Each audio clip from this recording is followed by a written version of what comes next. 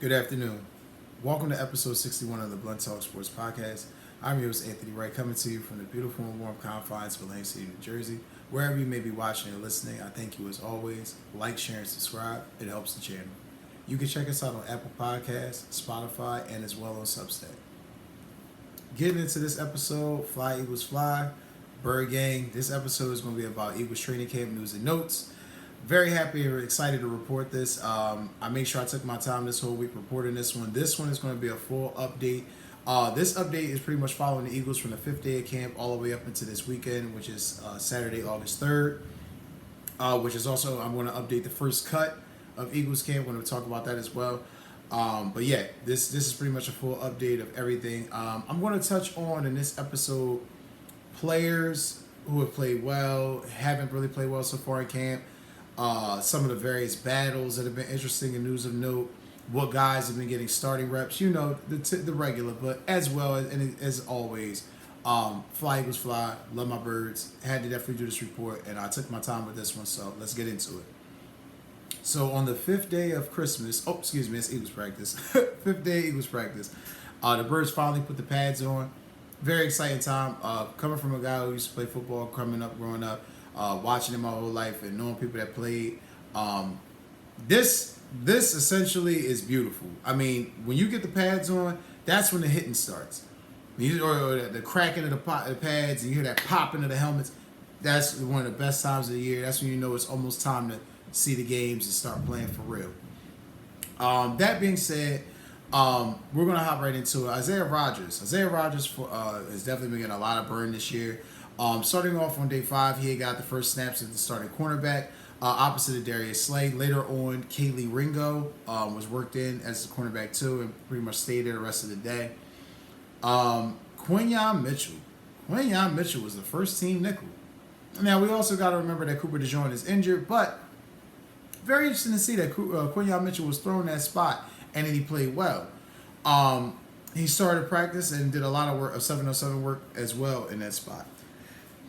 Devin White and Zach Bond were the first two linebackers to start, and Nakobe Dean worked in the mix as well, interchanging at both spots.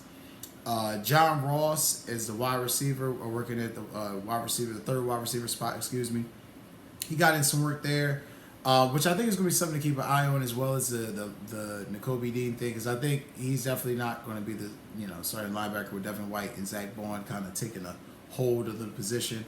But it's going to be interesting to see how Nakobe Dean plays. In regards to John Ross, the Eagles don't have a third wide receiver yet. There's really no clear identification of who that guy is. I mean, we think it could be Paris Campbell. Maybe it's John Ross. Maybe it's Johnny Wilson. Who knows?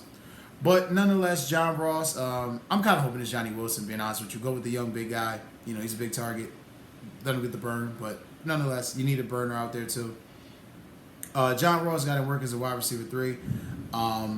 Again, something just to keep an eye on, because he's been getting a lot of burn there lately with some of the snaps. Trevor Keegan got working with Landon Dickerson having leaving practice with a leg injury. He played in a lot at left guard. Mekhi Becton, obviously formerly of the New York Jets, he continued to fill in at right guard for Tyler Steen, who was dealing with an injury as well. Having said all that, let's get to some specifics. Jalen Hurts looked accurate and has shown so much quickness and burst on some of these plays. There were some read option plays that I saw where like quarterback keeper plays where he kind of looked as fast as he did his rookie season when he became the starter, which was great to see. I think it was also interesting as well that he looked very accurate and decisive with the play calling. So far, he's starting to get a very, very good familiarity and feel of what he likes in this offense, so that's definitely good. The defensive line, though, has been something that I've been talking about all offseason. They looked real good on this day in practice on the 5th day. Throughout camp, really, but the pressure applied so far has just been phenomenal. And if they keep that up throughout the season, sky's the limit for this defense, especially the defensive backfield, because I think that's why they grabbed so many corners that they did. Because if the defensive line is as good as we think they could be, and as ferocious and as attacking as we think they could be, this is going to be money well spent. CJ Uzomah, a name that we kind of forgot about if you're an Eagles fan, because you kind of remember he got signed in free agency. We all kind of thought, he's definitely going to take Grant Calcaterra's spot as a number 2 tight end. Not. Didn't happen. Hasn't happened so far in camp. Had pretty much a shitty camp so far. He's had a hard time catching the football. It's really been an issue for him. We're going to see how it plays out in games because they're going to get him some burn. But he's fighting for a roster spot. And Grant Calcaterra clearly has that number 2 tight end position locked down right now. I don't even think that's a question, to be quite honest with you at this point. Something else I think that we have to keep of note is Britton Covey. Britton Covey is trying to prove he is more than a punt returner and will get opportunities at the slot and also some work in the wide receiver 3 spot. Another guy that's a possible on the roster, don't really know how things are going to show out. We know he's on special teams. We know he's definitely got a spot there. But if he can crack the rotation like he did at Utah and get some burn there, I mean, hell, man, you might have your poor man's Wes Welker on your hands. Never know how it works out, but interested to see that he's getting burned there. He's got a lot of props from the offensive coaches. Nick Sirianni showed him some love. We'll see. But Britton Covey is definitely trying to get some burn as a wide receiver. This part right here, I definitely want to touch on. I thought was very, very dope, very interesting, very special. Quinyon Mitchell. Now, we all know he was a first-round pick out of Toledo, highly touted, well-respected out of Toledo. What I thought was very interesting, though, was he spoke on how exciting it is for him to battle a guy like A.J. Brown in practice every day. He spoke at length to CSF Philly reporters about this. He went on about how defending and competing against one of the best in the game helps him, and and by doing this, he tries to raise the bar, raising his game. News and notes in this, though, just thoughts, key points from the interview. It was like a 20-minute, 30-minute interview, but like a lot of good content in it. If you haven't seen it, check it out on CSN Philly. But having that being said, Quinyon Mitchell said he battles A.J. Brown a lot and a lot of one-on-ones and 7-on-7 drills. Obviously because when they're running 11-on-11s, he's the nickel corner, so he's not really playing A.J. Brown because A.J.'s not in the slot. He hasn't gotten a lot of reps at outside corner, and that's just due to the good play of Isaiah Rodgers and Kelly Ringo. And the Birds have just had a lot of depth this year at the cornerback position, so he hasn't really had an opportunity or turn to really get burned out there on the outside. Vic Fangio spoke highly of him. Vic Fangio said that, we kind of threw it at him, and he's been there since. And like I said, I'll have the quote within the description of this video, but Vic Fangio spoke highly of him.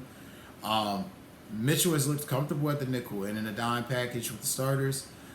He's only played nickel a little bit at Toledo, which was interesting. You would think a guy who didn't really play that much nickel in college coming to the NFL would be a major adjustment, but it just speaks to his intelligence. It just speaks to his game, how he's willing to adapt, willing to do anything to be on the field, anything to prove to his coaches that he can play.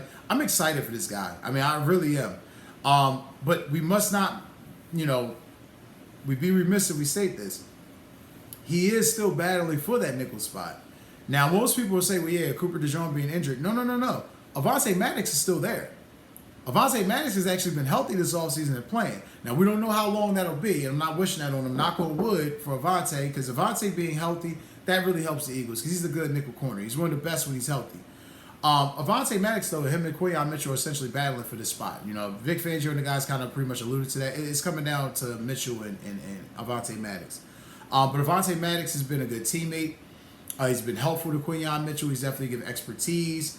Definitely talked to him. But that's not the only guy within the defensive back room that's been helping him. He said he asked a lot of questions, not just of A.J. Brown on the offensive side when they're competing, but the defensive back room. He said he asked a lot of questions of Darius Slay and a lot of questions of James Bradbury, which I think, again, shout out to James Bradbury for that, because Bradbury was honest a week ago when he came out and admitted, I kind of contacted coaches and was like, listen, I wouldn't mind playing safety. He knew he had a bad year at tape, possibly lost a step, may have possibly gotten cut.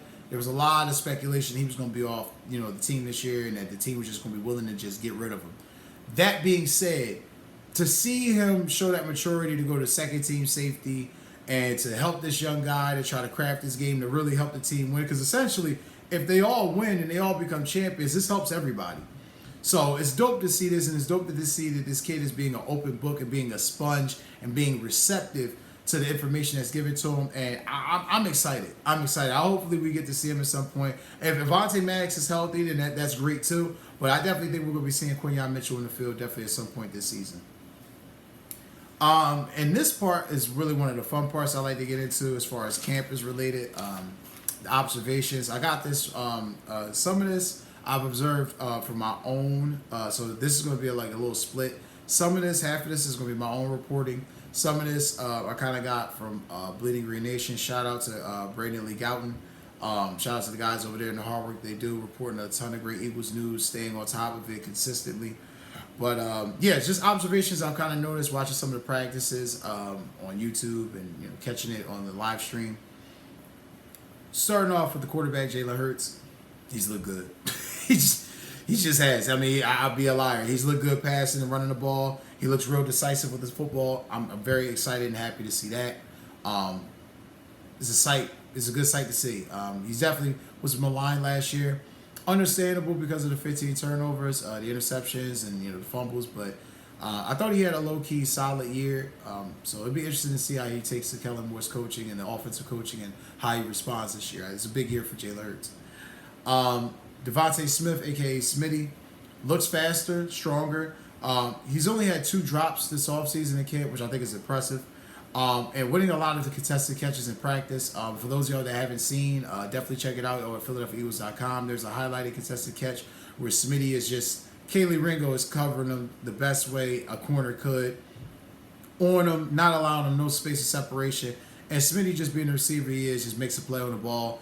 He had 2 plays like that this past week, highlight catches. It's Smitty. I mean, it's just what he does. All-around receiver, can run the possession routes, run the deep ball. You ask him to do it, he can do it, and his hands is deadly.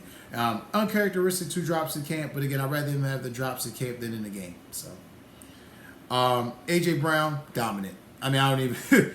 I'll be wasting my time using all these adjectives and nouns. Dominant. He looks in peak shape, and I'm just anxious to see him get out on the field this year. Jalen Carter has been a fucking wrecking ball this offseason. He's put Mekhi Becton on his ass a couple times. I've definitely seen him move the offensive line. Him and Jurgens have had some battles. Jalen Carter looks like he's ready. He looks like he's ready to prove to Vic Fangio. These guys are kind of accepting this old school mindset from Vic Fangio, and I like it. I like how they're kind of adapting to it, and it's going to be anxious. I'm very anxious to see how Jalen Carter especially responds. Because make no mistake, if Jalen Carter plays the way I think he could play, if he can continue on what the foundation that he set last year, this team is going to be set. Going further down the list, we have Isaiah Rodgers. As I stated, getting a lot of reps at cornerback in the quarterback 2 slot. Has a knack for flying around the ball. Has some good contests against A.J. Brown. Good contests against Smitty so far. He's just been around the football. I mean, if those guys are running or he's on the wide receivers, he's been there. So shout out to Isaiah Rodgers. Quinyon Mitchell, as I just spoke on, playing multiple positions and starting to hold his own. I think that's dope. Devin White. I was very curious when the Eagles signed Devin White in the offseason. I was very interested to see how he was going to play, if it was going to possibly work out. Devin White's the starting middle linebacker. I think it's very safe to say that. We don't even have to guess it. Devin White's the starting middle linebacker. Nolan Smith. Nolan Smith has been showing and flashing that promise that got him drafted. It's going to be huge for him to show up this year. He's the guy that people are kind of talking about but not really harping on. Excuse me. It's going to be very important for Nolan Smith to play well, but he's showing that bend and that dip that got him drafted at Georgia, that showed why he was a high-caliber, high-level player. Again, anxious to see him get out there on the field and show it this year, but showing promise so far at camp. This name I'm happy to report because this is one of the third-round picks the Eagles had that I was kind of perplexed at who they might grab in that spot, and they grabbed this guy, and it's kind of low-key. So far at camp, so far good news. Jalix Hunt. He looks better than expected. He's been able to deal with the pressure and the onslaught of offensive linemen and the consistent pressure he's been taking it well to that. I would definitely continue to keep an eye on Jalix Hunt because Jalix Hunt, to me, has the capability to be a game breaker. He really does. He seems like a special type of talent, and he seems like he's very receptive to what Vic Fangio is throwing at him. So we'll definitely have updates on him for you. Yeah, he's doing a interview series with CSF Philly. He's a very funny dude. I like Jalix Hunt a lot. Hopefully at some point I could possibly get him on the show, possibly. But yeah, he's definitely dope. Definitely dope. Milton Williams. And shout out to defensive line coach Clint Hurt. Clint Hurt mentioned this man's name months ago, and he kind of always gets forgotten in the shuffle with all the defensive linemen that they have. But Milton Williams has shown the promise that Clint Hurt spoke about earlier this year. Pressure, batting balls down, attacking the running game. Milton Williams is possibly primed for a big year. Again, this defensive line playing at a high level and being strong and possibly great, playing at a great level. And they don't even think about what I'm saying. They don't have to be 2022 great. I think that was rare air special. But if they're half of that, this team is going to be in the Super Bowl conversation. Again, excited for Milton Williams. Excited to see what he could possibly do. This one was another name that shocked me because I've been watching and following him a bit. Will Shipley, running back out of Clemson, was a late, I believe, 5th round pick. He struggled early in camp, had a lot of drops, struggled with some of the pass blocking assignments. Since then, he took some time away and went with Jalen. It was him, Johnny Wilson, Paris Campbell, Dallas Goedert. Literally, took some time away, got away with Jalen, and worked on his game, and he looks like a totally different running back. He looks smooth catching out the backfield in the drills that I watched. He looks good running the ball. Just excited to see because he looks like a guy they might be using. I'm not sure what's going on with having him and Kenny Gainwell because, Saquon's definitely going to be getting touches. But they're going to be using these guys to spell Saquon in spots. So I'm interested to see that Will Shipley is playing so well that he's getting burned like this and he's getting opportunities. But he looks very smooth as a receiving back out the backfield. So I think he's definitely going to be getting touches in this offense. Kind of like what you saw Kellen Moore do with Austin Eckler a year ago, but, we'll see. I kind of mentioned this guy's name loosely, but this is just off default. Grant Calcaterra.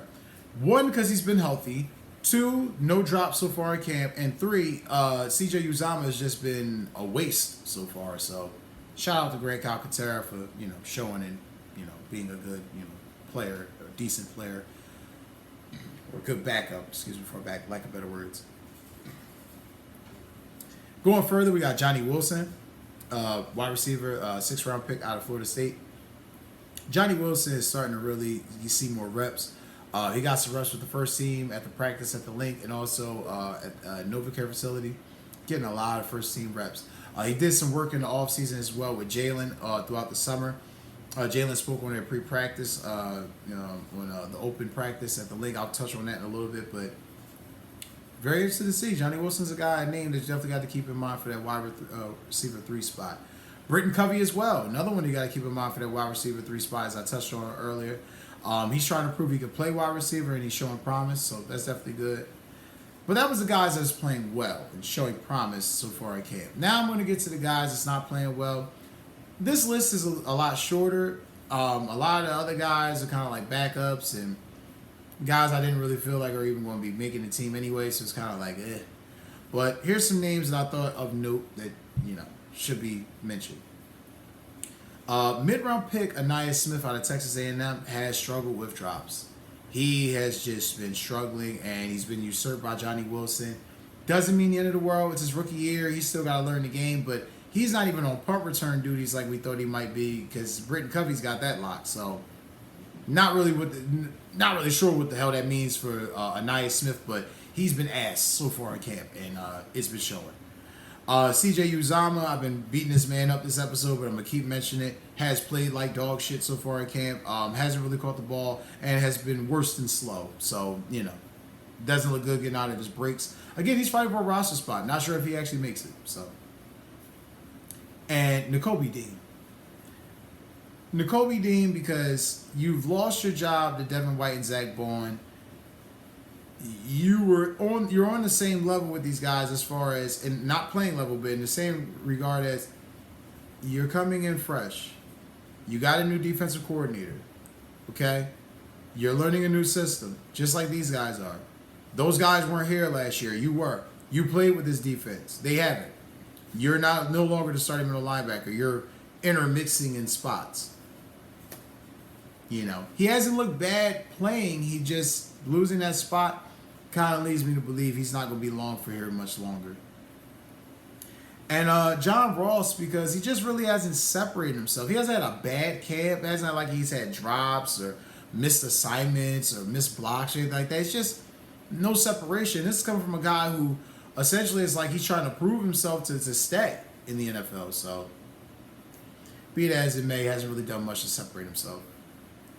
And now we're going into the day 6 notes, which was my favorite part of practice this week. This was the open practice that was done at the Linc. There was a lot of hype and excitement surrounding the team, and the fans definitely showed that. 50,000 people in attendance. Shout outs to the fucking Bird Gang. Again, for coming out and showing this team the love and support that we always do, win, lose, or draw, but definitely was exciting to see. It was a 2-hour session in Philly. I was pissed because I could have...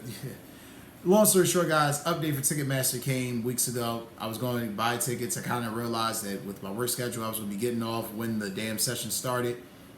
Between traffic, getting back and forth, wasn't sure what time I was going to get there, if it was going to be worth my while. Heartbreaking as an Eagles fan, heartbreaking for the show as well, because it's definitely been great. But nonetheless, I caught it on YouTube. Thank God for YouTube. Here's my observations, things that I definitely caught. A.J. Brown. The reason why I used the analogy dominant earlier, speaking about A.J. Brown, speaking about his game so far this offseason, A.J. Brown made highlight reel plays where, again, it just shows you why he's in that top 5 as far as receivers, why he's in that conversation. He's just in that class. Elite. Deep ball from Jalen, 35, 40 yards down the field. He catches it over, Slay's playing great defense against him. He catches it. Puts the Eagles in a goal-to-go situation. Great scenario. Something we've seen throughout the past 2 regular seasons. A.J. Brown consistently, showing and proving why he's one of the best. Johnny Wilson, again, he was getting some praise from Jalen Hurts pre-practice, who I mentioned a little bit earlier. Jalen Hurts was speaking about his work ethic and about how working out with him during the offseason in Texas, how, he told him that these moments are going to come, and he's definitely got to show and prove and be ready. And it's great to see Jalen, galvanizing the young guys like that. And it's great to see Johnny Wilson is definitely taking heed to it. I'm going to be keeping an eye, again, on this wide receiver 3 spot. I've been mentioning this throughout the episode, but definitely something interesting to keep an eye on throughout the rest of camp.